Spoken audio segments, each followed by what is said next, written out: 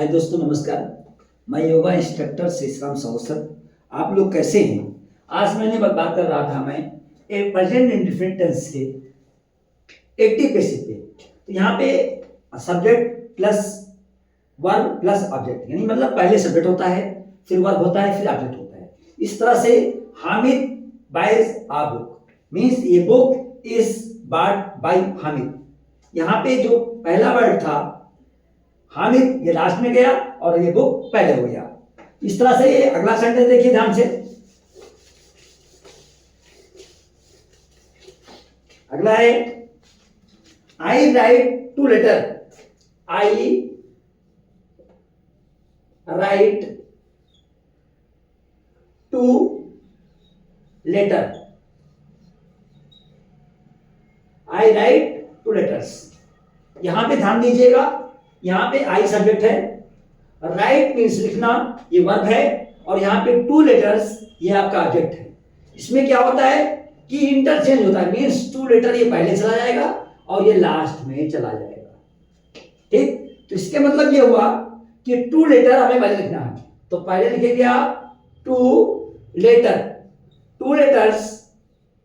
अब two letters चूंकि plural number में है, इसलिए हम क्या करेंगे, इसलिए हम आर लिखेंगे। क्या लिखेंगे?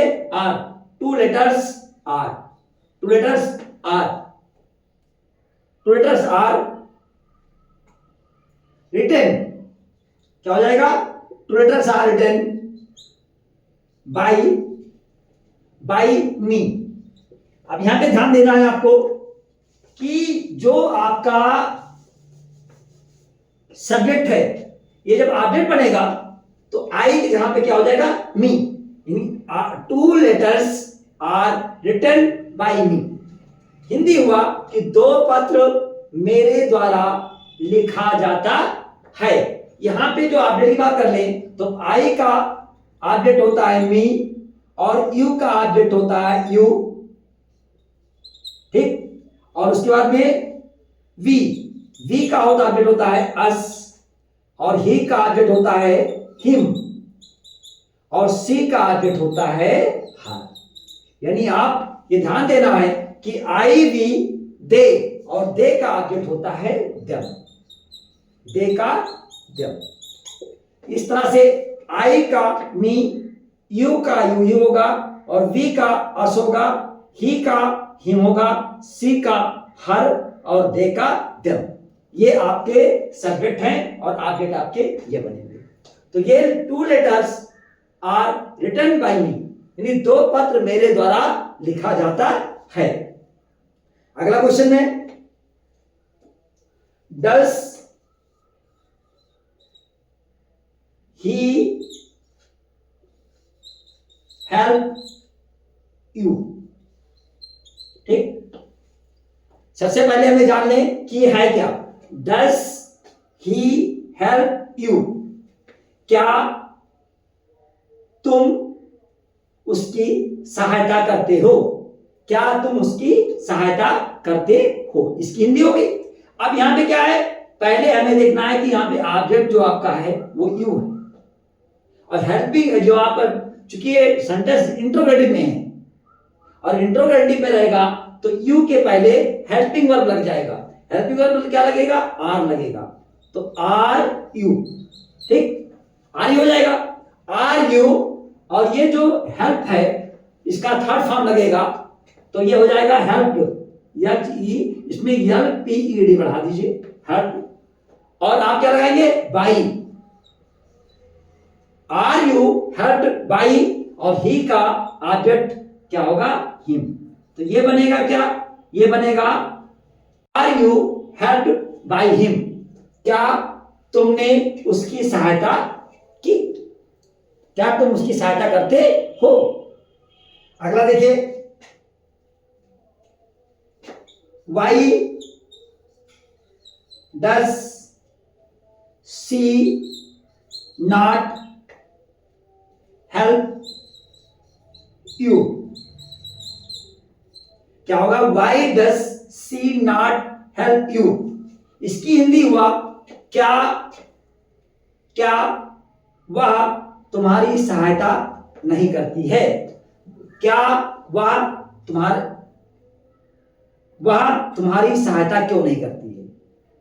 वह तुम्हारी सहायता क्यों नहीं करती है? Why does she not help you?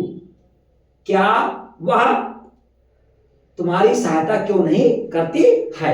तो यहाँ पे ये जो हमारा वाई शब्द है, WH वाले वर्ड, ये नहीं चेंज होगा, यहाँ पे वाई हो जाएगा, वाई, और इसके बाद में यू के लिए हेल्पिंग वर्ब क्या लगेगा? Are. Why are you, why are you, why are you not, why are you not, और हेल्प का क्या हो जाएगा? हेल्प्ड, हेल्प्ड बाई क्या हो जाएगा? सी का हर हो जाएगा। और सिंपल बना देना है आपको, क्वेश्चन मार्क लगा दिए लास्ट में। यदि why are you not helped by her, मतलब ये हुआ तुम उसकी सहायता क्यों नहीं करते हो, या तुम्हारे द्वारा उसकी सहायता क्यों नहीं की जाती है। ठीक है, तो इस तरह से आप देखिएगा, why are you not helped by her. ठीक, अगला सेंटेंस है, अब ये रहा आपका प्रेजेंट इंडेफिनिट के बारे में। अगला हम पढ़ेंगे जो टेंस होगा वो पास्ट इंडेफिनिट होगा। क्या होगा? Past indefinite tense. Past indefinite tense की पहचान है ता, था, ती, थे, ते, थे, और बड़ा आया, खाया, पिया, गाया, है ना, पढ़ाई लिखाई, ये शब्द आ जाए। पहचान क्या है इसका? जैसे आपने पढ़ा, उसने खाना खाया, वह स्कूल गया, तुमने पत्र लिखा। ठीक है, तो यहां पे आपको पास्ट इंडेफिनिट के बारे में आप पहले से जानते हैं, पास्ट इंडेफिनिट टेंस। और इस पास्ट इंडेफिनिट टेंस का हमको क्या बनाना है बच्चों? पैसिव बनाना है। क्या बनाना है? पैसिव बनाना है। पहला सेंटेंस हमारा है एक्टिव में एसी। हम एक्टिव को एसी लिखते हैं। एसी हमारा पहला क्या है? This boy wrote a letter. क्या होगा? This boy wrote a letter. क्या होगा? This boy wrote a letter. यह लड़का एक पत्र लिखा। यह लड़का एक पत्र लिखा। अब यहां पे ध्यान देना है कि सबसे पहले दिस बॉय हमारा ये सब्जेक्ट है, रोट हमारा ये वर्ब का सेकंड फॉर्म है। पास्ट इंडेफिनिट टेंस ही एक ऐसा टेंस है 12 में जिसके अफर्मेटिव में वर्ब का क्या लगता है बाबू? सेकंड फॉर्म लगता है। क्या लगता है? Second form. बाकी कहीं पर भी सेकंड फॉर्म नहीं लगता है। पास्ट इंडेफिनिट टेंस के अफर्मेटिव सेंटेंस में ही वर्ब का सेकंड फॉर्म यूज होता है, बाकी कहीं नहीं लगता है। और थर्ड फॉर्म कहां लगता है? परफेक्ट में। चाहे वो प्रेजेंट परफेक्ट हो, चाहे वो पास्ट परफेक्ट हो, और चाहे फ्यूचर परफेक्ट हो, तीनों के परफेक्ट में थर्ड फॉर्म, और एक जगह से पास्ट इंडेफिनिट के अफर्मेटिव में आपका वर्ब का सेकंड फॉर्म। तो रोड का राइट में लिखना, right, road, return, writing, verb के जो फॉर्म होंगे क्या बनेंगे बाबू? राइट, रोड, रिटर्न और राइटिंग। तो यहां पे ये लेटर पहले हो जाएगा। आप लिखेंगे ये लेटर।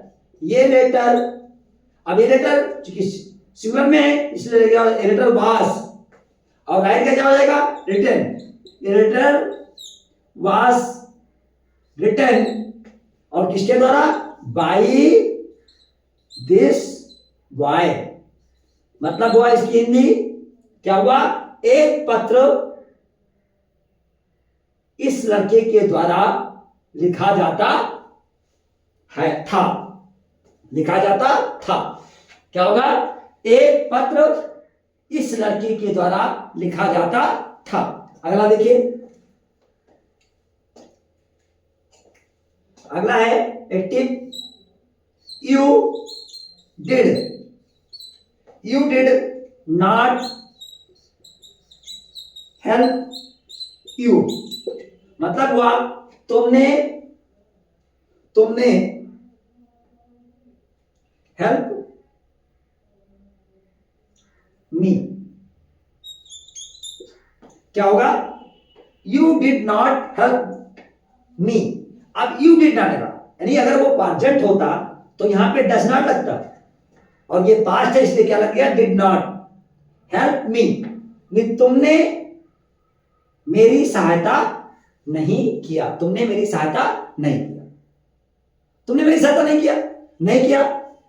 अब यहां पे क्या करना है? सबसे पहले हमें यहां पे मी है ऑब्जेक्ट के रूप में, और सब्जेक्ट के रूप में क्या है? यू है। ये दोनों अपना स्थान बदल देंगे, मतलब कि मी को जब सब्जेक्ट बनाएंगे इसका, मी का, तो क्या था? आई होगा। आई का मी, यू का यू, और ये वी का अस, ही का हिम, सी का हर, और दे का दम, ये हमने पहले ही बता के रखा है। अब क्या होगा? आई। अब चूंकि आई के साथ क्या लगता है? वाज। आई वाज क्या हो जाएगा? नॉट। आई वाज नॉट, और थर्ड फॉर्म लगता है हेल्प, यानी जब आप पैसिव बनाते हैं तो सभी में थर्ड फॉर्म लगता है। तो I was not heard by, क्या हो जाएगा? यू का ऑब्जेक्ट यू हो जाएगा। ये बना आपका, है ना? I was not heard by you, मेरी उसके द्वारा मेरी सहायता नहीं की जाती है। ठीक ठीक। अगला देखिए, अगला है did. Did you buy a radio yesterday. Yesterday यानी जो बीता हुआ कल होगा उसके लिए हम अस्टरडे लगाएंगे, और जो आने वाला कल होगा उसके लिए टुमारो होगा। यानी क्या तुमने कल एक रेडियो खरीदा? क्या तुमने कल एक रेडियो खरीदा? इसकी हिंदी हो गई। अब यहां पे क्या करना है? हमें सबसे पहले रेडियो देखना है, क्योंकि रेडियो हमारा, ये हमारा सब्जेक्ट है, ऑब्जेक्ट है यहां पे, और ये हमारा स्टार्ट में जाएगा। तो यहां पे क्या रूल बनेगा? ये रेडियो, आप ये रेडियो चूंकि लिखेंगे उससे पहले क्या लगाएंगे? वाज। तो वाज आ रेडियो,